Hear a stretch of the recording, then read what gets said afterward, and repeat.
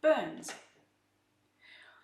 A superficial burn or first degree burn is the least severe form of burn and affects the outer layer of skin known as the epidermis. A partial thickness burn or second degree burn is more severe. With this burn, the epidermis and the dermis layers of the skin have been affected. A full thickness burn is very severe. All layers of the skin are affected. The burn is red, swollen, and non-painful in the center because underlying structures may also be burnt, including nerves.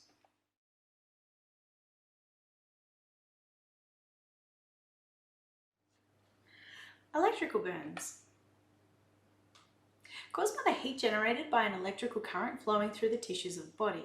You may be able to see a burn where the current has entered the body and sometimes an exit point. There may be deep internal burns which are not visible along the path of the current flow.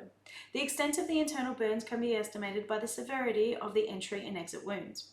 An electrical shock may cause cardiac arrest. In this case, airway and breathing become the priority. Remember, electrical burns are more serious than they appear. Electrical burns are often deep and the casualty will have both an entry and exit wound. Although these wounds may look superficial, the tissues below may be severely damaged and cardiac damage associated with electrical injuries may be delayed.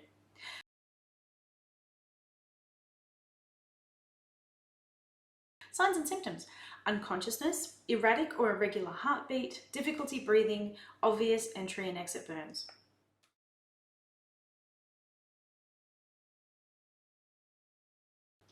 Treatment. To ensure your own safety, make sure contact with the electricity is broken without touching the casualty. Use a dry wooden handle or dry clothing to rescue the casualty. Turn off the power and remove the plug if safe to do so. DRSABCD. Make sure that your casualty is breathing and responding. Ensure airway and breathing are maintained. Cover burns with a sterile non-stick dressing. Dial 000 for an ambulance. Do not move the casualty unless absolutely necessary. Keep the casualty warm and safe until help arrives.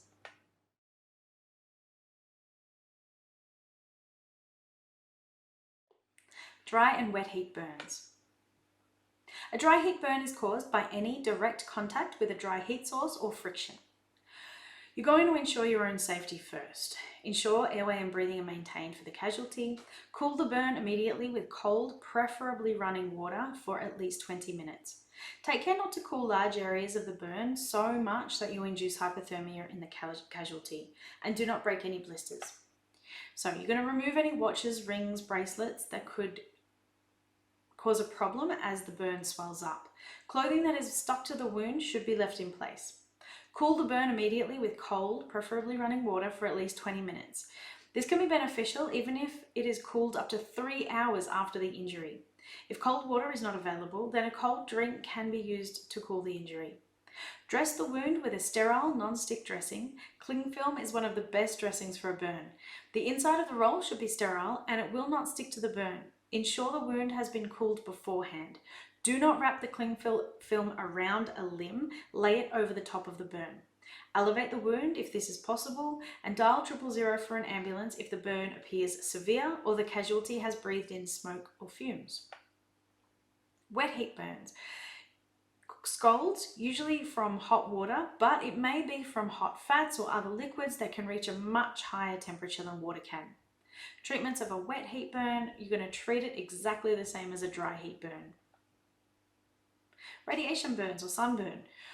Treatment of a radiation burn involve removing the casualty from the exposure of the sun and cool the area with cool running water for 20 minutes.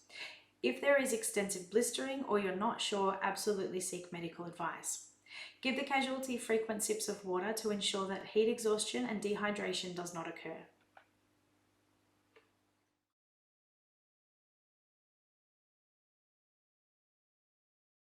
Chemical burns. Chemical burns could come in the form of a bitumen burn. Bitumen is primarily used in roadwork and holds its heat, therefore irrigation should be prolonged. Do not remove any bitumen stuck in the skin. Bitumen should be cooled with copious amounts of cool water for 30 minutes and medical aid will be required. Chemical burns, which either corrode the skin or create heat or both, can cause problems.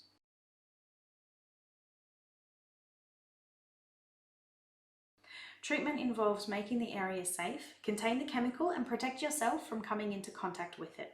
Irrigate the burn with lots of running water to wash the chemical away, at least 20 minutes. If the casualty has a phosphorus burn, keep it wet at all times. Dial 000 for an ambulance. Ensure you make note of the chemical and provide this information to the 000 operator if possible.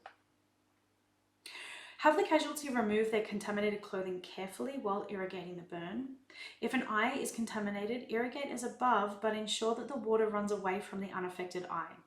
Some chemicals in the workplace cannot be safely diluted with water. Health and safety regulations require an antidote to be available in an emergency. If the burn is caused by phosphorus, irrigate the burn for 20 minutes and keep the burn wet at all times. Now, in your workplace, if you are working with chemicals that require an antidote of any type, you should be trained in the use of that particular antidote.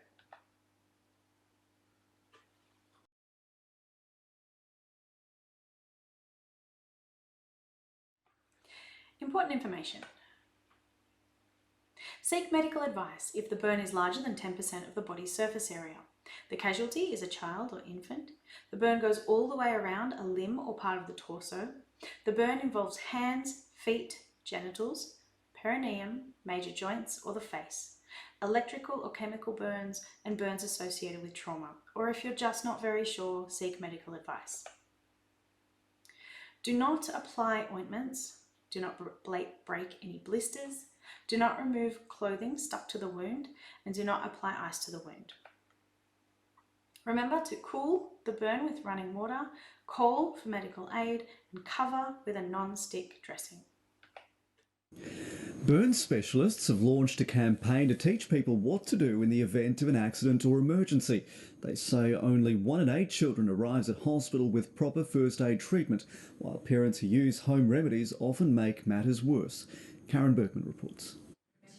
8-year-old David Bailey was badly burnt on both legs when an adult threw diesel on the barbecue during a camping trip with other families. David was in the line of the explosion and his pants caught on fire and his legs caught on fire. I was on the floor because this guy who rolled on me and put me out, the guy who set me on fire. Luckily, a nurse was there when it happened. She sat David on a chair and bathed his legs with water from a bucket while he gave instructions. I was saying, Burden, can I please have water? And that's enough, it's too cold. Was it hurting more? Yes. 8 years of study proved to researchers that 20 minutes under running water reduces pain and eventual scarring, not ice or aloe vera or butter, flour or toothpaste. Only use cold running water for 20 minutes.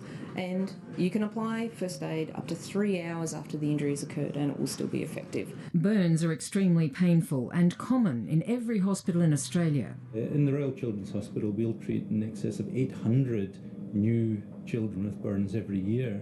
So it's very common, so it's really important that that knowledge is out there. David Bailey will be monitored by this burns unit until he's 16. Tomorrow will be his first day back at school, a month after the accident. And you're looking forward to getting back to school? No. Doctors say their brave young patient will have some scarring but no loss of mobility. Karen Berkman, ABC News, Brisbane.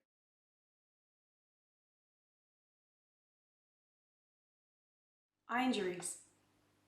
Small particles of dust or dirt can get trapped in the eye and cause discomfort. Flash burns caused by welding equipment often cause redness, grittiness, and a sensitivity to light.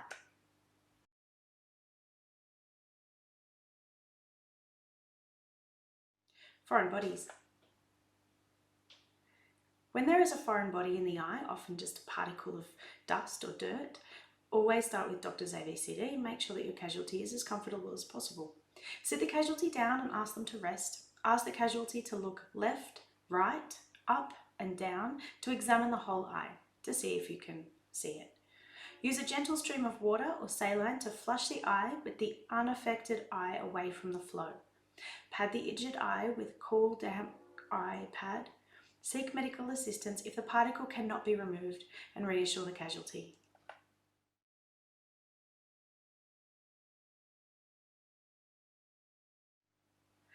Treatment of a penetrating eye injury. Again, doctor's ABCD is always important. Keep the casualty still and give them a soft, sterile dressing to hold over the injured eye. You may need a donut bandage to do this comfortably. This can be carefully bandaged in place later using a donut bandage. Do not remove the penetrating object. Pad and bandage around the foreign object. Bandage the good eye to keep the injured eye from moving. Lots of reassurance will be needed. If you need to transport the casualty, ensure that they are lying flat with one pillow under their head and advise them to try to stay still. This reduces pressure changes in the eye. This may only be possible if you call an ambulance. Remember, do not remove any objects in the eye. Do not apply pressure. Force the eyelid open. Do not avert the eyelid and pull it inside out. Do not wipe off any blood clots. Don't give anything by mouth. It's probable that this casualty will need surgery. And don't apply any eye drops or ointments.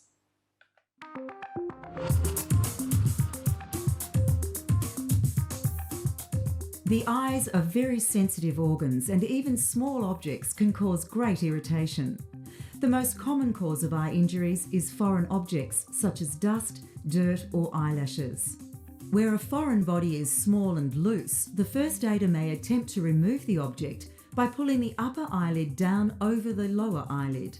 Encourage repeated blinking and flush the eye with saline or water. Where there is trauma or a foreign body embedded in the eye, cover the injured eye with a pad. Lay the casualty down and instruct them to close both eyes to minimise eye movement. An embedded foreign object should never be removed from the eye.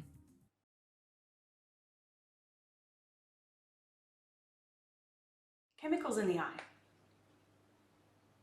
When you're treating a casualty with chemicals that have been splashed into an eye, you want to wash it with copious amounts of clean water, diaphorine, or other chemical antidote, ensuring the water runs away from the good eye.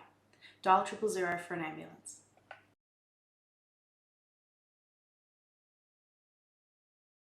Crash injuries.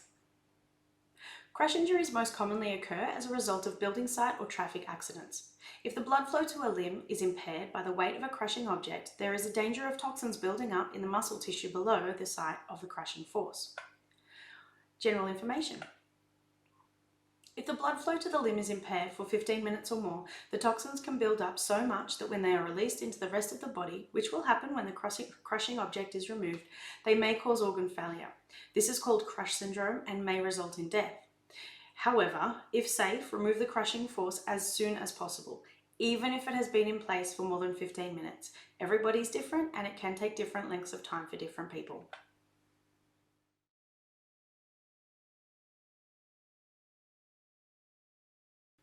Treatment of crash injuries. First thing you're going to do is doctors ABCD every time. If safe and physically possible, the crushing force should be removed as soon as possible. Dial 000 for an ambulance. Control any bleeding and cover any open wounds. Manage other injuries. Treat for shock, taking care not to move the casualty if that's possible. Keep the casualty comfortable and reassure until help arrives. Continuously monitor airway, breathing until help arrives.